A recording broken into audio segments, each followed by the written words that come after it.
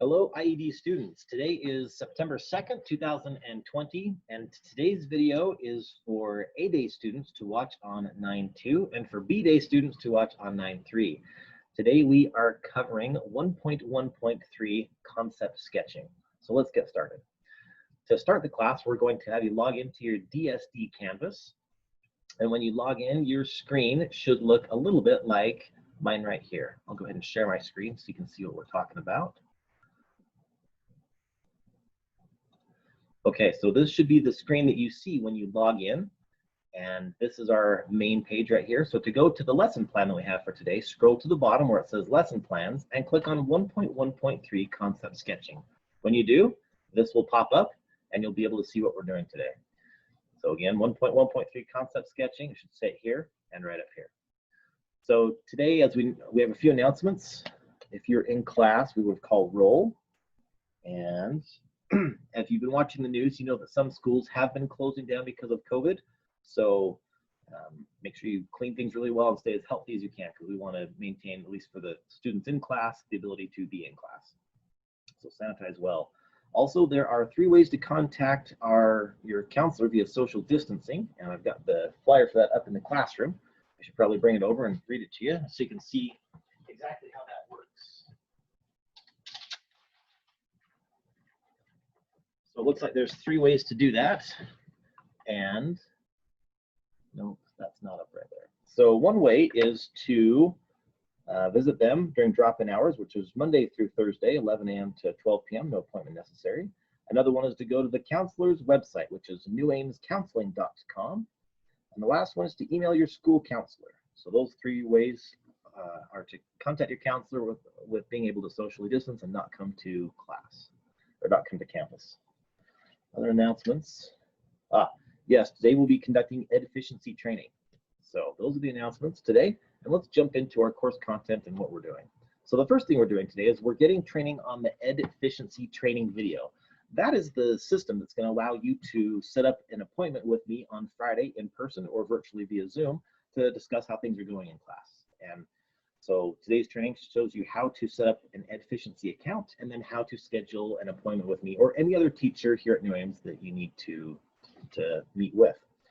So to get to the video, you can click this hyperlink right here, or you can go to our Canvas page, and on the main modules page under administrative documents right here, that's the page that comes up when you first log in, you can see right down here how to set up a C-Day meeting via ed efficiency. So if you click on this, it will open this video for you, and I'll play it here on the screen, but you can also follow along at home and watch the video in your own browser if you get better quality doing that. You're going to request teachers on a... Hey Nighthawks, this is how you're going to request teachers on a Friday or see which teachers have requested you. You will have a link on our New Ames North website, or your teachers will have a link in their Canvas that you can use to request them or see who has requested you. You're going to click on that link and it'll take you to this page. The first thing you're going to need to do is, just to make sure you can see what the link at the top of the screen says, it is newaimsn.edf.school. It's on the back of me on the board there. Again, it is newaimsn.edf.school. put in your email. By the way, I highly recommend that you go to this website as Ms. Kitamura is walking you through this so that you can set up your account as she goes through it here. We did this in class together in lockstep, and there's one error that comes up in, and I'll walk you through that if you get that. Most students did not. You're going to need your DSB email for this, not your Weber State email.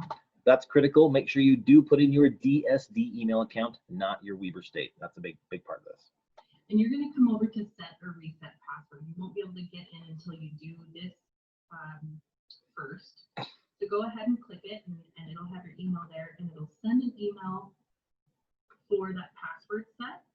Okay, at this point, some students, so far only 3 out of 2 classes today, got an error saying, hey, you haven't been added to this.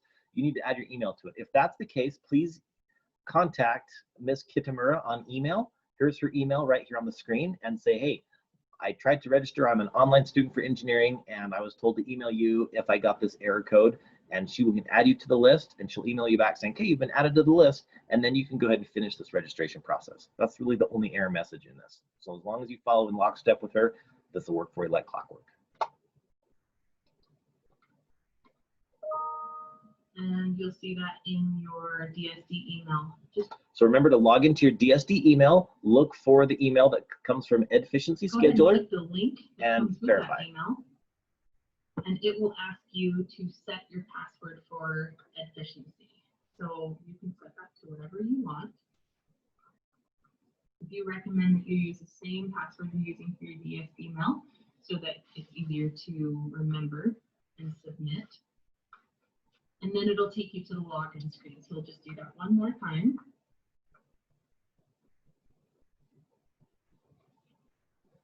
And put in your new password. And that will take you to your login. Now on this home page, right here is where you're going to see any requests that teachers have made.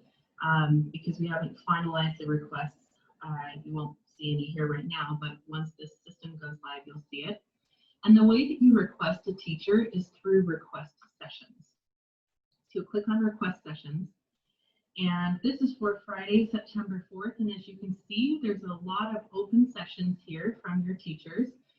You'll notice that up top, it has 3rd and 7th periods. So you'll have all of them listed here.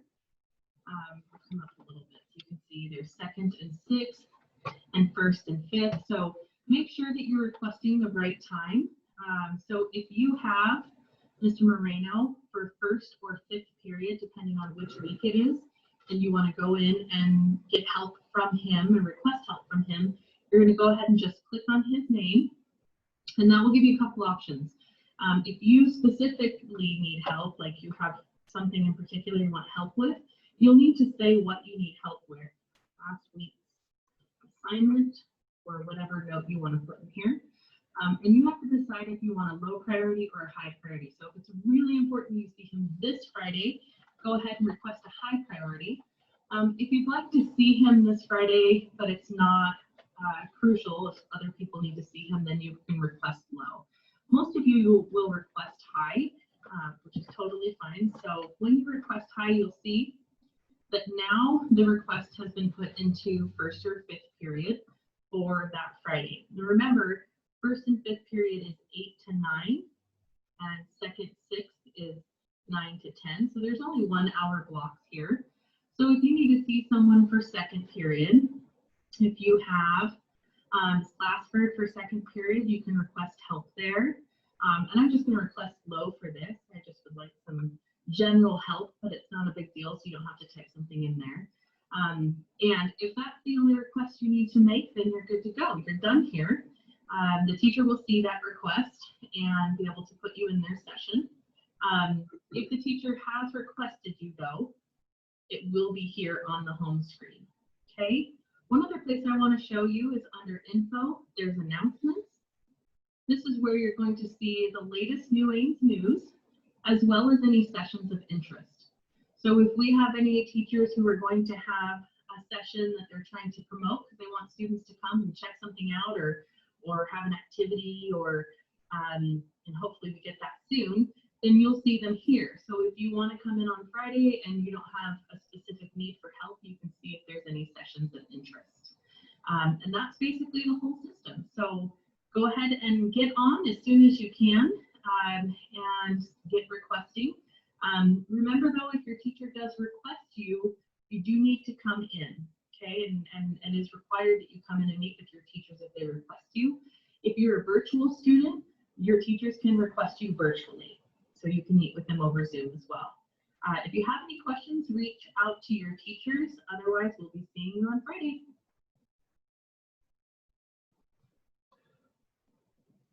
All right, so just to review, make sure you get your account set up and you've got your credentials, and please open the back cover of your engineering notebook and put your credentials in there. There's a little white box at the very top of that back cover. We've been putting all of our credentials in this class in that spot. So your Weber State email, your DSD email, your DSD Canvas, your PLTW, your Fusion 360, and now your Efficiency. It's a lot to manage, so please Keep it organized, and that's a great spot to do that. So let's get back. No. This is how you. All right. So let's get back to our. Let's see. Okay, managing all this stuff is a lot. All right. So we have a lot of tabs open here. Let's get back to our lesson plan for today. We're going to go here to our lesson plan, and I'm going to share the screen. Sharing the proper screen, hopefully. There we go. I have to pull it up before I click to it, so I'll make sure I get the right one. All right. So we've gone through how to set up we've gone through the video, and you know how to find the video on Canvas following this file path.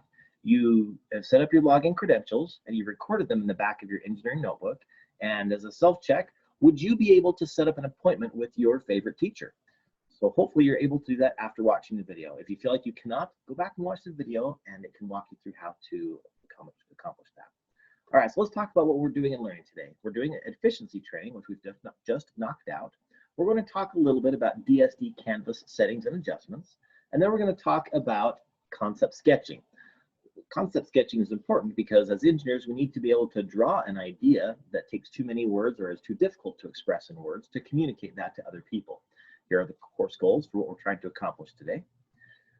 Now, in terms of class discussion, why should we care? As an engineer, this is a vital skill. And so you'll be able to achieve the course goal today of figure out whether this element of engineering is for you, because you'll be able to see, is this something that I feel like is a natural extension of my innate abilities? Is it something that is really like pulling teeth for me? And even if I practice it a lot, it's not going to be something I learn to love and really enjoy doing.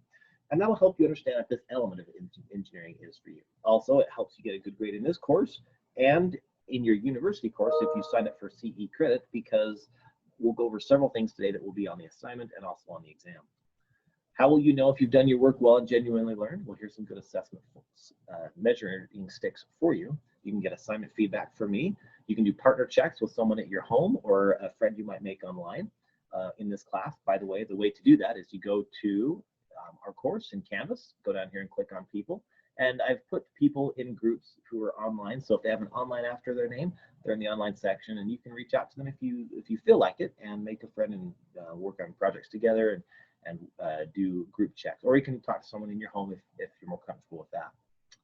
Let's go back to our lesson plan.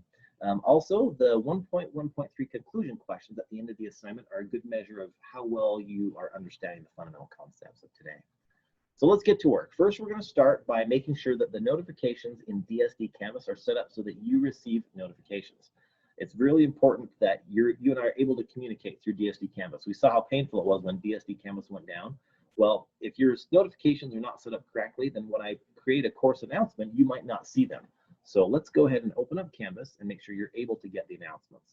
So log into Canvas, click on our class, and once you get here, I'd like you to go to the account settings. Once you click on account, go over here to notifications. And your notifications over here will show the email address to which you will be sent notifications for the following actions under this subheading. You have several different options here. You can see that I have green, I've checked the X here, which corresponds with this X, which says don't send me anything. Since I'm the course administrator, I don't need any extra emails. I get plenty of them and I'm good. If I create an announcement, I know the announcement, I'm in good shape, but you need to get the announcement. So you need to select the green check of notify me right away when there is an announcement right here. So for announcement, you'll come over here where it says announcement, scroll all the way over and click this one. You need that one clicked. You also need to click the one for due date, the one for course content, the one for announcement, that's the most important we just talked about, the one for invitation, and the second most important one you need to click is submission comment. So please come back over here to your Canvas, go to where it says submission comment right there, and make sure that green check mark is checked. That way, when I create a comment on your assignment, you get notified. Otherwise, if let's say you forgot to put your witness signature in your engineering notebook, so you're not getting full credit for the assignment, and I make that comment in DSD Canvas, you wouldn't know. But this way, you'll get an email saying, oh, hey, you got a comment from Mr. Stevens, and that can keep our communication moving. Now, the way it works is Canvas will send a notification to the email address you have right here. If you don't like this email address, you can change it. The way to do that is to go over here to Settings. and go up here to add email address. Once you add another one, and I think you have to save at the bottom of this page. No, it looks like you don't. Then you go back to notifications, and you'll notice that now there are 2 email addresses up here. You'll have another column right here with your second email address, and you can put the green checks for whichever email address you want to get the notifications sent to. So hopefully that helps you maintain good communication and organization in this class. I know that in an online class, quick and good communication is key to making the whole concept work.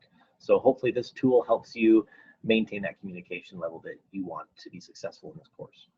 So let's go back to our lesson plan for a minute. We just talked about the DSD Canvas settings. And if you'd like to walk through, if it was a little too much for you visually and you'd like to go through a check mark, and that's the way you learn a little bit better, just kind of a checklist, you can go through this, and this process walks you through what I just explained in the video. Let's move forward to the lesson content for today, which is concept sketching. So we're going to go ahead and start the Pltw lesson to get down definitions and watch the video called concept sketching. So as you saw in the announcement that was posted on Canvas over the weekend, you can contact me to get your Pltw login credentials. If you have not yet seen that course announcement, here's how you can access that. Oh, by the way, if you didn't get the course announcement, come here and make sure you have the announcement box checked so you do get important announcements like this one. This Pltw online textbook is going to be used in class all the time. So let's go to the dashboard. And again, we're showing you here how to find the announcement. Go to this course, which is the engineering course, and let's go to announcements, and we'll click on that. And you can see recent announcements here, and this one is for Pltw login credentials. So go ahead and click on that one. And here's the announcement. Good news, your project Lead the Way Pltw credentials are here. These give you access to your online textbook and interactive resources we will use in class. You will need to access this in every day in class for most homework assignments. To get your Pltw username and password, send an email to Mr. Stevens at rostevens@dsdmail.net requesting your credentials. I'll respond to that email and put your username and password in that response email. Be sure to include your full name in the body of the email so I can verify that you're getting the correct login. For example, we have several students in the class with the same first name, and so I need your full name to give you the right stuff. Also, be sure to write down your username and password inside the back cover of your engineering notebook and wherever else you keep track of usernames and passwords. And then once you get your username and password, here's how you log in to Pltw to get the course content. You'll go to mypltw.org or click this link. You'll enter your username and then your password. You'll click on our class, which is called Introduction to Engineering Design, and then you're in. You are in. Okay, and if you need to access this, you can also find it on, let's see, how do I log into Pltw? Right here on the main page of our Canvas course under Administrative Documents. That brings you that same information. All right, let's get back to our lesson plan. So now you can log into Pltw and follow along with me at home, or you can rely on the screen sharing that I'm doing right here. So I'm going to go to my Pltw that I've logged into, so I can see which which course it is up here, which tab it is. All right, and no, that's not it. I'm going to pause this until I get it here. Okay, we're back. I can share my screen here now that we're at mypltw.org and we're all logged in and ready to go. And once I've logged in here, here's how I got to this page. I went over here to Unit 1 and I expanded the lesson 1.1, and down here I selected activity 1.1.3. You'll notice that this number corresponds to the lesson plan up here, 1.1.3, 1.1.3. So you can track where in the Pltw textbook we are getting our content from and where we are. So here in concept sketching, we're going to scroll down a little bit, and you can see these goals are copied and they're on our lesson plan. And we're going to go down here to where it says visualization through images. Visualization through images, as opposed to words, allows people to absorb large amounts of data quickly. Sketching is an important skill for engineers and designers. So engineers, let's see, I'm covering that with some things. Hopefully your screen doesn't show it covered. There you go. An engineer is a person who is trained in and uses technological and scientific knowledge to solve problems, practical problems. This is a definition of an engineer you're definitely going to want in your notebook. You can pause this and put it in your engineering notebook because you can use that on the test. You'll also want the definition of a designer in your notebook. If I were running a notebook today and I were in your shoes, I would write down the definition of designer, And the title of today's activity that you'd put at the title, at the top of the page, and in your table of contents would be 1.1.3 concept sketching from right here. That's also the title of the lesson plan every day. Once you have these down in your notebooks, you can listen to this little story. When I worked at Icon Health, and this story helps you understand the difference between a designer and an engineer. When I worked at Icon Health and Fitness, the process to create a new treadmill was something like this. Our executive team and a design engineer, sometimes called an industrial engineer, would sit down together, and the executive team would say, okay, for this year for our treadmills at the trade show, excuse me, we want to have a treadmill that looks like this. It's going to have an oval-shaped MDF phenolic deck. It's going to have handles that you can hold onto that kind of look like Loki's horns from the Marvel movie Thor. And we want it to have little springs in the side for recoil absorbers when people run on the deck and it bounces up and down that look like the springs in Reebok shoes, because this will be a Reebok brand treadmill. And so the industrial designer or the industrial engineer or the designer will sketch out on a big piece of paper on an easel what the vision of the executive team is. And he or she will go through several iterations of what it's supposed to look like in full view of the executive team so that they can say, yep, that's the concept. That's the one we want right there. And so once that is agreed upon, the industrial designer or the industrial engineer or the designer will hand that sketch to me and say, okay, make this on the computer. And so I'll start up SolidWorks or a 3D modeling program. And remember, I'm the engineer. And at this point, I was working as a mechanical engineer.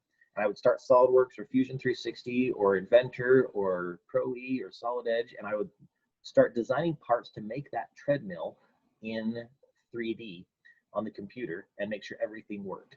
And I could export my bill of material in real time to tell how much the whole thing was going to cost. I could import frames from other treadmills and just start off of that, so I only had to modify a few parts. And once I was all the way done, I would review it with my boss and say, hey, here's what we've done. Here's how this folds up. Here's how it's going to look. Does this look right to you? Does it meet our costing objectives? We'd review it together. Once we were sure it was good, I would allow the drafter to make sketches of, or make drawings of all the parts that are required to make this treadmill. And then I would take that stack of drawings, or I'd make it myself if the drafter wasn't available. And I would take those drawings to the fabricator and go through them and say, here's the overall plan. Here's what we want to do. Here's all the part drawings. Can you make this down in your prototype lab? That fabricator would make the treadmill. And then as a team, we'd have the executives come in, I'd be there, the industrial designer would be there, the fabricator would be there, all the human testers would be there, the college students, we paid $5 an hour to run on these treadmills, and we would have a kickoff meeting and make plans to launch this treadmill. And once the testing was done, everyone felt good about it, the executive team saw it in person, made sure they liked what they saw, we would send plans, a big design packet to China to fabricate tens of thousands of these things. And one time we sold over 10,000 on the home shopping network in a day, and it was a lot of fun. We all made a lot of money, and it was great. So that's the difference there in that story between an engineer and a designer. Hopefully that helps illustrate these 2 points for you. So another definition you're going to need in your engineering notebook is concept sketch. It's something that allows you to quickly and clearly communicate your design intent and details. Have you ever heard the old phrase, a picture's worth 1,000 words? Well, it really is. I mean, if I'm trying to communicate to you that we have a slight crack in the tertiary apron and the lower quadrant on a tablet press, you're not going to know what that is unless you really know tablet presses. But if I draw you a sketch and say it's right here on that sketch, then you can go look at the machine and you'll know exactly where it is. So it's a great way to communicate, and all engineers need to be able to express content visually. So there's a good video that talks about the mechanics of hand sketching here from PLTW. You're welcome to log into it on your own and watch it if that gives you a higher quality experience, or if you want to watch it on my screen, you're welcome to do that too. I hope it comes through for you. The online class that this was very helpful, or the in-person class. You've got a great new product that is going to revolutionize the gaming industry. The question then becomes, how are you going to communicate your idea to make it a reality? You may have heard the phrase, a picture is worth 1,000 words. Visualization through images, as opposed to words, allows people to absorb large amounts of data quickly. Sketching is an important skill for engineers and designers. While computers can assist in this process, research has shown that you are more creative when hand sketching design concepts. Even if you consider yourself someone who can't draw, there are some basic guidelines that can help you to create sketches that can be understood by others. An object that seems complex at first can be broken down into easier to understand lines and shapes, such as rectangles and circles. This tape dispenser has complex curves and angles that can be broken down into simple straight lines and concentric circles. The sketch may appear messy at this point, but that's okay. Note how the complex curve of the top of the dispenser can be broken down into two angled lines and part of a circle. You can start detailing the sketch by adding in rounded corners and smaller details where appropriate. A trick to drawing correct proportions is to break the object down using a simpler component of the object. In this case, we'll start with the wheel of the car. In terms of wheels, the car is about 3.5 wheels wide and 1.4 wheels tall. We can use these rough proportions to box the object's proportional guidelines. Hint: when drawing cars, it is easier to get the proportions right if you draw the placement of the two wheels first. After breaking down the rough proportions, use simple lines to break the object down into simple shapes. After breaking the object down into simple shapes, you can start rounding out certain details, such as curved surfaces. Add in the rest of your details, and you're ready to shade in your sketch. When drawing curved objects, using simple lines to break down a shape is not enough. A curved object, such as this cup, will not appear to have straight top and bottom edges, even when looked at directly at eye level.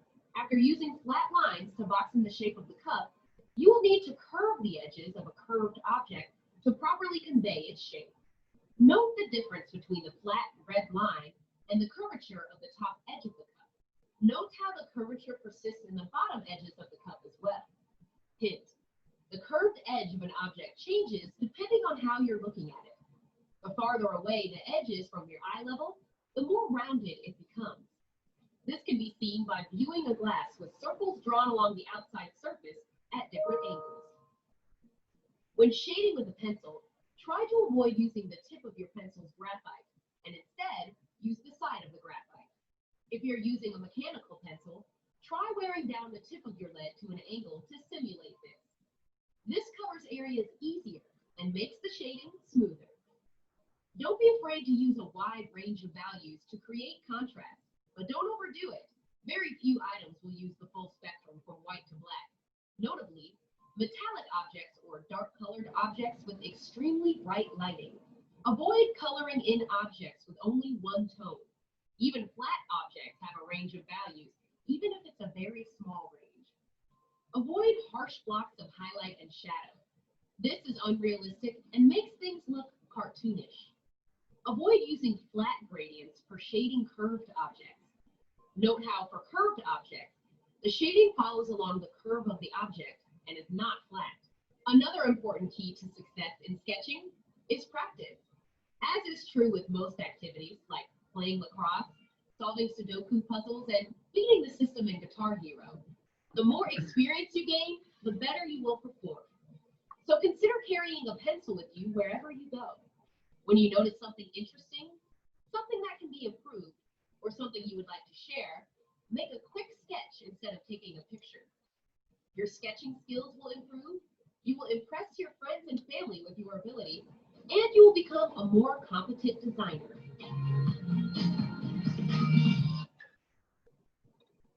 All right, so hopefully that was helpful for you. Our in-person class found that quite helpful. Okay, let's jump back to our lesson plan and see what we're doing next here. So we went ahead and got our definitions down, and we watched a video called Concept Sketching. Now, to present the same material in a different way to achieve our differentiation goals and make sure those of you who are visual learners get this visually and those who are auditory learners can get this this way, we're going to open the Sketching Tips Guide, and we're going to go through a few pro tips after we review the Sketching Tip Guide. So the Sketching Tip Guide is found on mypltw.org. You can log in and find it there, or you can click on this link if you're already logged into mypltw.org. We're going to go over here to mypltw, and if I scroll to the very top and just come down a wee bit, you can see the Sketching Tips Guide right here. Once I click on it, it's going to open up in a new window for us right here. So here is that guide, and I need to share it on a different screen. I think you can see it here. I hope that you can. Let's see. I'm going to stop screen sharing and get it going one more time, just in hopes that it makes it so you can see it here. So let's go right here, share. Okay, so you should be looking at this document now. I can't see what you're seeing, so hopefully this is right and you're able to see it. So we talked about sketching with simple shapes. If you're going to sketch something like a tape dispenser here, then we want to start breaking it down into simple objects. So you can see we've got some complex curves that are taking place here. So we're going to break it down to simple objects like this round circle right here. And we're going to break it down into some basic lines right here. And these lines will overlap, and that's okay. It's meant to be messy at this point, and that's how we start. By the way, this is the first part of your assignment for today. So this will be a great resource for you if sketching makes you nervous and you feel like you can't do it. Just come and follow this guide, and it'll walk you through it. So the next step that we're going to do is, it's still going to be messy, but we're going to go ahead and start making all of these complex curves touch at the ends, and we're going to make those with our pencils. So go ahead and in your engineering notebook, get a pen, because we don't use pencils in our engineering notebooks, and go ahead and start sketching this out. This is assignment. This is the first problem for you today. After you have the basics down, we're going to go ahead and start melding some of those corners together. So up here, we've got two construction lines that we drew lightly. We're going to go ahead and erase the light portions of the line that extend beyond where we want them to. And so we have a nice corner right here. And once we have this kind of cleaned up a little bit, we're going to erase some of those overshot lines, and then we'll darken these lines here. We call that going dark, and we're just going to darken them in. And so you have the basic shape coming together. And then once we're done, we'll add a little bit more detail around the edges, around some of the corners, and it looks definitely quite a bit like a tape measure, or a tape dispenser, not a measure. Two of the big concepts in sketching are to get the proportions right and to get the sizing right and the shapes right. So this is what we talked about in the video, but you can see here with this car, the wheels are some of the predominant features of this. And in terms of proportion and getting it right, we can see here that the car needs to be about 3.5 wheels wide and about 1.5 wheels tall. Well, they call it 1.4 over here. And if we're going to draw the car, we want to break it down into basic lines first. So we're just going to very lightly sketch what the lines here are going to look like. And once we have the basic lines in place, we're going to go ahead and erase some of the overlapping lines in the next area and keep what's in red and erase what's in here in light gray. We're not going to keep that part. And we'll darken here what's in red, and we'll have a pretty good sketch of this car concept that we're trying to share with somebody. When we're sketching curved objects, like it said in the video, you want to show it in a 3D view so that someone can tell it has depth and what that depth looks like. Also, we're going to want to show it not in a frontal view like this, but make sure you can see kind of the inside of it here just a little bit. In class, we ask students, so which one of these glasses best represents the view you want to sketch to show to somebody else? And so up here, you would not want to show that one. That is analogous to this view right here. But this view here kind of looks like this cup right here. And that's the one in class that most students said, yeah, that's kind of the one we want to show. So in terms of shading, you should know that back in the day, before there were computers, engineers had to carry around several pencils with them, almost 10 of them. And they would choose a pencil with different lead densities to get a darker shading. So you're lucky because we have computers now and we can shade almost everything on a computer. But if you're doing a hand sketch, you're still relying on a pencil or a pen, and you can shade with a pen. And we'll talk about some of those pro tips here in just a minute. But just know that this value scale right down here is called the value scale, and engineers back in the day would need a darker pencil for this and a lighter pencil for stuff up here. Keep in mind that all shading requires a light source. You can see that with this sphere right here, this portion where my mouse is a little bit lighter, and this portion over here is a little bit darker. So that means there's a light source somewhere. In class, we'd have students guess where the light source was. And if you guessed up here, yeah, right here where my mouse is where the light source is shining. That it's going to shine on this. And to denote a light source in our drawing, we put a little light bulb or a little sun. And it shows light that's coming down right here. Over here, you can see the light sources in this location as well, because it shines light on here, and that part will have less shading because the light's on it. And the part furthest from the light has the most shading. When you're shading with a pencil, a lot of times, instead of getting different colored pencils, you can just push a little harder or a little lighter.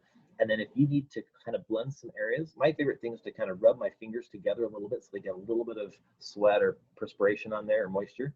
Don't lick them, that's too much. And then just kind of rub the paper a little bit, and it can kind of smear that lead, and it can go from a darker area to a lighter shade of gray, and it looks fantastic for shading. And you can do that with a pen as well. I found that with these cheap little Bic pens, gray, blue, black, whatever color you've got that you're working with your engineering notebook, if you color really hard and press hard, you'll get a dark line. If you go really lightly with it, then you'll get a lighter line, and you can still use that smudging trick on the lighter lines for shading with a pen. In the real world, everybody uses a pencil for sketching, but in our engineering notebooks, we use pen, so we'd like you to practice sketching with a pen. All right, here's a picture of what that light source looks like. And in terms of sketching with shading, they cover this in the video, but avoid coloring objects with only one tone. That shows no shading. Avoid just leaving a bald spot on the object, unless of course you're going to go ahead and just kind of rub that with your thumb right there and apply some shading, then it would look spectacular. And as always, avoid using flat gradients for shading curved objects, because I mean, you can see how for a curved object, the shading follows along the curve of the object and it's not really flat. So you've now gone through the portion of the sketching tips guide, and I'm going to get to our next screen and we'll pause it and get with you here in a minute.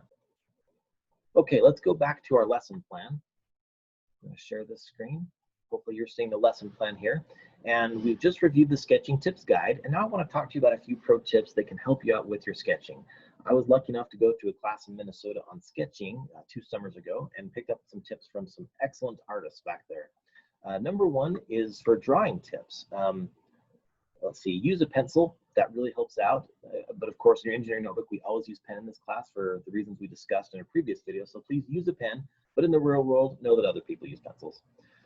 One thing that's really helpful is to push the pencil instead of pulling it towards you. So I don't know if you can see me in the corner of your screen, but see my hand? See how I'm pushing it away from me? If I'm pushing the line, then it is a lot easier for me to control. Whereas if I'm pulling a line towards me like this and drawing it as my fist comes towards me, then it can be a lot harder to make a straight line. Also, make sure that you draw your construction lines first, those light lines, and then if you like them, you can go ahead and darken them, or go dark is how we call it. For shading, we talked about rubbing pencil marks with your finger and kind of smudging them a little bit, and you can do that with pen just fine too. And for those of you guys who might be a little bit like me and you want a perfect, absolute, awesome drawing, just know, hey, this is a sketch. Not a big deal. If it's off a little bit, it's going to be all right. The idea is to communicate the idea. And if someone who can look at your work and tell what the idea is, then that's good enough and you're great. So don't spend tons and tons of time making it perfect. But for those of you who are on the other end of that spectrum, if you don't put a lot of time into your work and it's sloppy, put in some time and make it right and make it look great. Okay, so if you are sketching a line that's parallel to another line, then it's really helpful if you watch the first parallel line while you sketch. That helps you make a really even line. It makes them look quite parallel. And I demonstrate these in class. So just imagine drawing a line and keep your eye on the parallel one. That helps quite a bit. If you push a line a little bit faster, as opposed to a little bit slower, the faster you push it, typically, after you've gotten a good kind of throw in a line, that typically the faster lines will be a little bit straighter. Also, if I don't know if you can see me here, but see how I'm kind of pushing a line this way? It's really easy for me to push a line away from myself on a piece of paper, kind of here at about a 60-degree angle. But I don't always need lines at 60 degrees angles on my paper. So a lot of times I'll rotate my paper so I don't have to, move my body this way. I can move it in the way that's natural for me, and I move my paper to accommodate me. So hopefully those are some tips that help you while you're sketching today. Let's talk a little bit about front views. We're going to review what the best front view of a project or of an item is. So I'm going to go back to mypltw.org. I'm going to be here at activity 1.1.3, and I'm going to scroll down until I see the picture of the green truck. So the question is, what is the best front view of this vehicle? Obviously, you've got a 3D view of a green truck right here. Well, you and I both know the front of a truck is the part with the headlights right here. But is that the best view to draw and call the front view to explain what a truck is? And the answer to that is no. No, there's 2 ways to identify what the best front view of any object is. And you'll definitely need this on your notes because you'll see it again. So the first thing is to look at what is the longest dimension of this object. Well, clearly a truck is deeper than it is anything else, right? If you're looking at the front headlights. And so we want to show a broadside view of that longest dimension. And so if we look at the profile here of the truck, we see this is the longest dimension from, bumper to bumper. So that is one clue as to what is the best front view of this object. Second, what's the most distinctive shape of a truck? You can see here you've got the front bumper going up, you got the bottom tire here, you've got the cab, you've got the bed. That's kind of a signature or a characteristic piece of a pickup truck is the bed in the back. But you can see this profile here made by the red line. That is the distinctive shape of a pickup truck. And so you want to not only use the side of the object as the front view that has the longest dimension, but that has the most distinctive shape or the characteristic or the defining shape of that. So those are the two ways to tell what the front view of an object should be. So this is the best front view of the truck. So we've covered that portion of it. Now you've got all the information you need to do your assignment and be dangerous with this. So your assignment today, which is also posted on Canvas, is right here in the lesson plan. Number one, go ahead and sketch out in your engineering notebook that tape dispenser that you saw in the sketching tips guide. You can have it open and use it to help guide you as you make your sketch. Make sure you include shading on it as well. Again, your sketching does need to be done in pen. Here's a pro tip for you if you'd like to read it. Secondly, in your engineering notebook, sketch a front view. So that means you need to choose the right front view of at least 2 of the following objects. We've had a lot of students that don't read the 2 here that's in bold, and they just sketch all of them. You don't need to do that much. Just do the 2. Pay particular attention to the proportions and shapes of the sketched objects. So, and a lot of students didn't have these items in class with them, so they just Googled what they look like, and you can have the picture up in Google search image or whatever of what you're sketching and sketch it in your engineering notebook. And then lastly, answer these 3 questions in your engineering notebook. I think most of them are pretty self-explanatory. This one here was a little bit tricky here in the wording though. It says, give an example of a visual or graphic representation other than your work here, or information that has more impact than an explanation of the information in the text, which is kind of a fancy way of saying, when is it better to use a sketch than just verbally explain something to them? And as an engineer in practice, my litmus test was, well, what's the best way to communicate this that's most effective? If it's going to take me a half an hour to sketch it out and I can communicate it in 10 seconds verbally, I'm going verbal on that one. If I'm going to need a drawing to explain something that would take, 15 minutes to walk through verbally, a drawing's the way to go. So use what's most appropriate for the moment. And that's really what happens in industry. All right, as always, the last bullet point here tells you what to submit to get full credit for this assignment. Make sure you upload pictures of your work from your engineering notebook to DSD Canvas. And be sure, as always, to get witness and designer signatures, otherwise it will be returned to you. So we have class discussion questions here that we discussed in person, which are the same as these ones here that you'll be answering in the assignment. Congratulations, you finished this episode of engineering, and we'll see you next time. If I don't see you before then, have a great long Memorial Day weekend.